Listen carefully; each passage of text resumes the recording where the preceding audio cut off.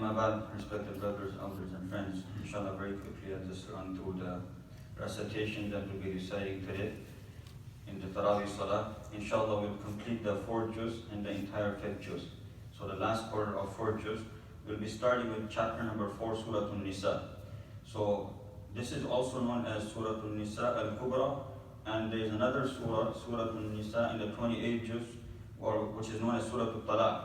But that surah is Surah Al-Talaq. The second name for it is Surah An-Nisa al-Sughra, the smaller one. So this is a lengthy surah. It goes all the way till the 6th juz, almost 1/4 of the 6th juz. So almost 1.5 juz. The main topics in this surah, as the name speaks for itself, it speaks about the rights of women and the things that women enjoy in Islam. So first part of the surah speaks about the orphans and what rights they have. And also from this surah we get the rulings of 4 marriages which is permissible for the men or for the men folks in Islam. But Allah subhanahu wa ta'ala in the same verse, He mentioned that if you're not able to do justice, then stick with one. Previous to Islam, the people would get married many times, maybe 4, 5, 6 times, but there were no rulings. And when Islam came, there are certain rulings that we have to abide by and to follow by. And then this surah also speaks about the verse number 8, 11 and 12. It speaks about inheritance. So if you want to know basic inheritance ruling in Islam, this is 2 verses which speak in detail that if somebody, for example, their husband passes away, how much does the wife inherit? If somebody's kids pass away, their children pass away, and they had some wealth, how much do the parents inherit? So this has just basic rulings. How much does the brother or the sister or the siblings they inherit? So this is verse number 11 and 12. You can read a little bit more in details.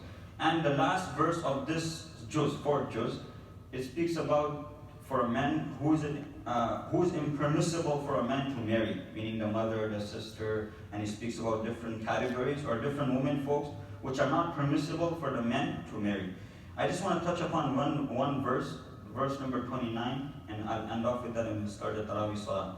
Allah subhanahu wa ta'ala, He says in Surah An-Nisa chapter 4, verse number 29, يا أيها الذين آمنوا لا تأكلوا أموالكم بينكم بالباطل إلا أن تكون تجارة عن تراض منكم ولا تقتلوا أنفسكم إن الله كان بكم رحيما. That all believers, يا أيها الذين آمنوا لا تأكلوا أموالكم بينكم بالباطل. Don't eat your wealth amongst you, between you. أموالكم بينكم, between you, بالباطل, unjustly or wrongfully. إلا أن تكون تجارة, with the exception that if the dealing or the trade عن تراض منكم was done through a mutual consent or agreement or mutual happiness. So what does this mean? Allah subhanahu wa ta'ala is telling us, so this could be applied to different people. Perhaps you're just a regular employee, you go to work, you have certain time limit. Now, there has to be agreement between you and the boss. He tells you have to come at 9 o'clock, you start 9 o'clock and you go back at 3, 4 o'clock. And you have a break between in the middle for maybe 1 hour. Other than those times, you have to be working.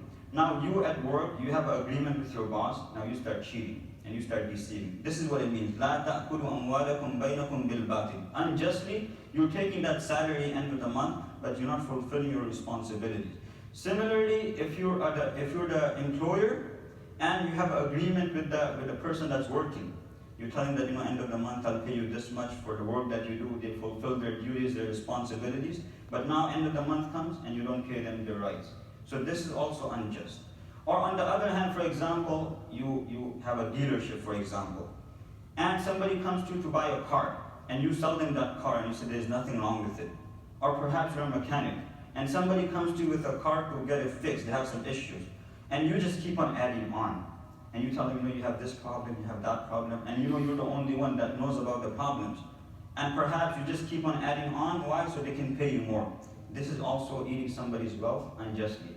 You could have fixed that problem for maybe $200, $300, but at the end of the day you charge them maybe $400, $500, $600, or maybe even more. This is eating somebody's wealth unjustly.